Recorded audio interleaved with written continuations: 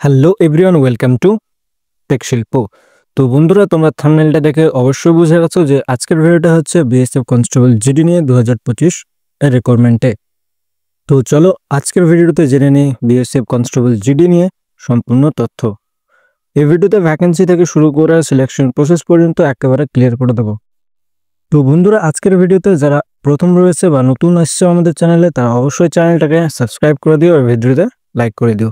তাহলে চলো আজকের ভিডিওটা শুরু করি। প্রথমে আমরা দেখব ভ্যাকেন্সি ডিটেলসে। বিএসএফের মোট 391টা পোস্ট বেরিয়েছে। মেল হচ্ছে 197টা পোস্ট আর ফিমেল হচ্ছে 194টা পোস্ট।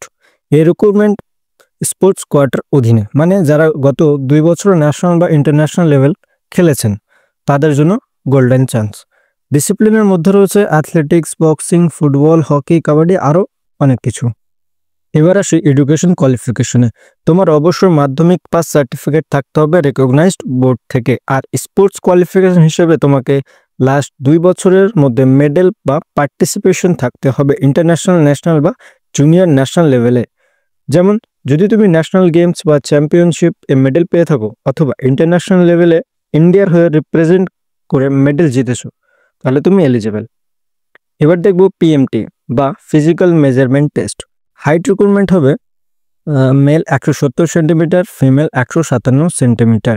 কিন্তু কিছু স্টেট ও ট্রাইবাল ক্যান্ডিডেটদের জন্য হাইটে রিল্যাক্সেশন রয়েছে।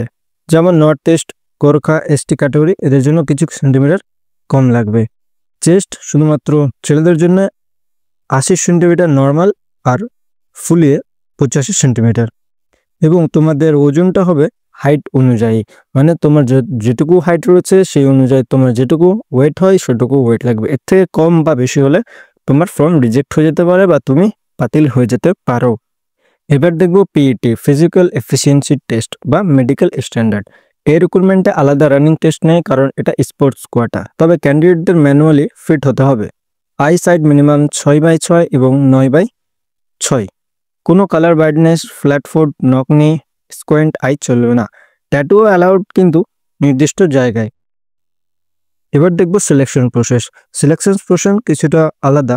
প্রথমে তোমাকে অনলাইনে অ্যাপ্লাই করতে হবে, তারপরে ডকুমেন্টেশন ভেরিফিকেশন হবে, তারপরে তোমার পিএমটি, পিইটি এগুলো ঠিকঠাক আছে কিনা দেখা হবে, তারপরে তোমার সেই অনুযায়ী মেরিট লিস্ট বের করা হবে। অলরেডি অ্যাপ্লিকেশন স্টার্ট শুরু হয়ে গেছে 16 অক্টোবর থেকে, আর লাস্ট ডেট হচ্ছে 4 নভেম্বর 2025। জেনারেল এবং ওবিসিদের জন্য 159 টাকা, এসসি, এসটি বা ফিমেল এদের জন্য লাগবে না।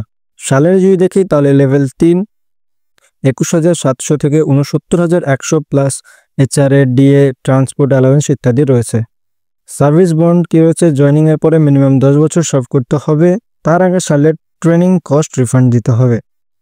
তো বন্ধুরা, বিএসএফ স্পোর্টস কোয়াটা 2025 তোমাদের জন্য একটা সত্যি রিয়েল চান্স হচ্ছে, তাই দেরি না করে অ্যাপ্লাই করে ফেলো আজই। আর ভিডিওটা ভালো লাগলে লাইক করো, শেয়ার করো, তোমাদের স্পোর্টস বন্ধুদের সাথে শেয়ার করো, আর কমেন্ট করো তুমি কোন গেমে অ্যাপ্লাই করতে চাও। আর কোনো সমস্যা থাকলে অবশ্যই কমেন্টে লিখে জানাও। দেখা হচ্ছে পরবর্তী কোনো ভিডিওতে।